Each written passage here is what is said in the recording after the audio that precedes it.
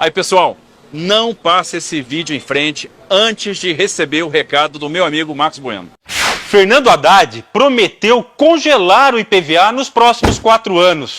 Não, senhor Haddad. Nós precisamos acabar com o IPVA. E eu vou te dizer o porquê e como. Um dos impostos mais absurdos que representa bem como somos literalmente roubados pelo sistema estadual é o IPVA. E o povo paga sem nem saber o porquê. O IPVA foi criado logo após o fim do regime militar, substituindo o TRU, que era a taxa rodoviária única. E essa taxa era destinada especificamente para a manutenção das vias e, consequentemente, sem pedágios. Só pelo motivo de ter deixado de ser uma taxa e ter se transformado em um imposto, deixou de ter aplicabilidade específica. Ou seja, o imposto entra no caixa das cidades e dos estados sem nenhuma vinculação, podendo ser aplicado em coisas que não têm nenhuma relação com a estrutura rodoviária, além de dificultar a fiscalização, já que não tem destinação fixa e não sabemos para onde vai. Fica claro que esse imposto foi criado no pensamento socialista, no período da Constituição de 88, já que sua alíquota é baseada no valor do veículo, que era considerado um bem apenas da elite, das pessoas ricas e não como um bem qualquer. Primeiro, vamos separar as coisas. Quando você compra um carro, que é um bem de consumo, como outro qualquer, como um relógio, por exemplo, você paga já de cara impostos específicos em produtos convencionais que representam quase a metade do valor total, como o famoso IPI, Imposto sobre Produtos Industrializados, ICMS, Imposto sobre Circulação de Mercadorias e Serviços, enfim, entre vários outros, um mundo de siglas que custam muito dinheiro.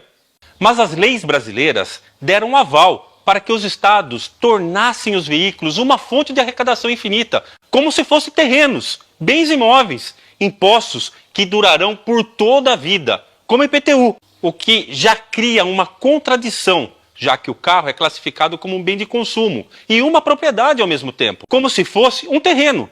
E se criar o IPVA dessa forma, eles podem criar absolutamente qualquer imposto. Imposto sobre propriedade de veículo automotor.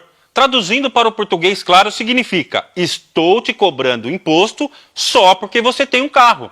Então amanhã eles podem criar um outro imposto anual tipo IPTC, Imposto sobre Propriedade de Telefone Celular, que é um bem de consumo como outro qualquer, igual o carro, e não um imóvel. Tanto o carro como o celular têm vida útil, têm desgaste, são substituídos constantemente. E você teria que pagar um imposto anual apenas por possuir um celular, além de todos os outros impostos que já foram recolhidos na hora da compra e os gastos com o serviço. Em São Paulo, o IPVA custa 4% do valor do seu veículo por ano, ou mais alto do país. Mas como ou quem define quanto o seu carro custa? Pior ainda é definir o valor de um carro usado. Para isso, resolveram usar a famosa tabela FIPE. Mas o que é a tabela FIPE? É simplesmente uma tabela especulativa comandada por uma entidade chamada Fundação Instituto de Pesquisas Econômicas, que faz uma média de valores no comércio comum de veículos. Vamos dizer que duas pessoas têm o mesmo modelo de carro e ano, mas em condições totalmente diferentes. Um está naquele esquema filé, em ótimo estado, e o outro, péssimo estado de conservação. O governo consegue obrigar alguém a comprar o seu carro pelo preço da tabela FIPE? Ainda mais em condições tão adversas? Então, qual a base legal de uma cobrança de um imposto baseado num valor especulativo? Resumindo, a tabela FIPE define quanto seu carro vale baseado em absolutamente nada. E o governo te cobra um imposto como se você tivesse esse valor garantido na hora da venda. Você já tentou vender o seu veículo pelo preço da tabela FIPE? Você sabe que esse valor é uma ilusão e só serve para deixar o IPVA mais caro e encher os cofres dos governadores. Uma ótima parceria do governo. Nos Estados Unidos, por exemplo, onde a indústria automobilística movimenta grande parte da economia e emprega milhares de pessoas, não existe IPVA. Nem algo parecido. O que existe lá é uma taxa igual ao que era o TRU no Brasil, baseado apenas no peso do seu veículo, que é o que define o gasto de manutenção de vias. Um governo justo e honesto jamais cobraria um imposto baseado no valor especulativo de alguma coisa. Devemos lembrar também que, além do IPVA e todos os impostos embutidos na hora da compra do veículo, pagamos licenciamento, seguro obrigatório, pedágios e valores exorbitantes por carros que são verdadeiras carroças, se compararmos com países de primeiro mundo. Ou seja, o carro se tornou uma das maiores fontes de arrecadação do governo.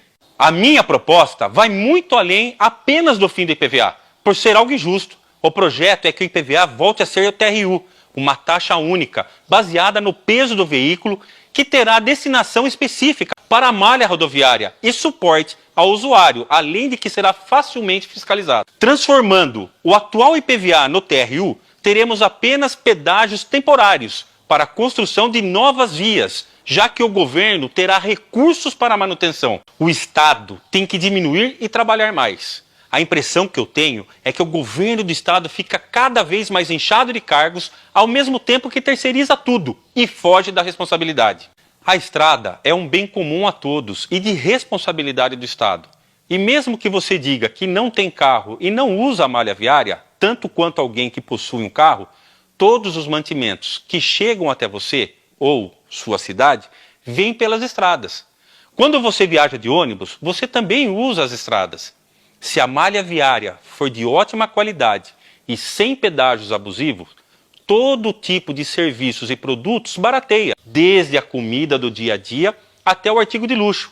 E se o consumo é facilitado, a cadeia de arrecadação se torna sustentável. Penso que a área do transporte e a malha viária são, respectivamente, o sangue e as artérias responsáveis pela fluidez das riquezas do nosso país, nas mãos de todos os brasileiros. Junto com Tarcísio, no governo do Estado, teremos de volta a nossa liberdade para que o povo de São Paulo exerça livremente sua melhor característica, o trabalho. Eu sou o Marco Bueno, candidato a deputado estadual. Meu número é 10120.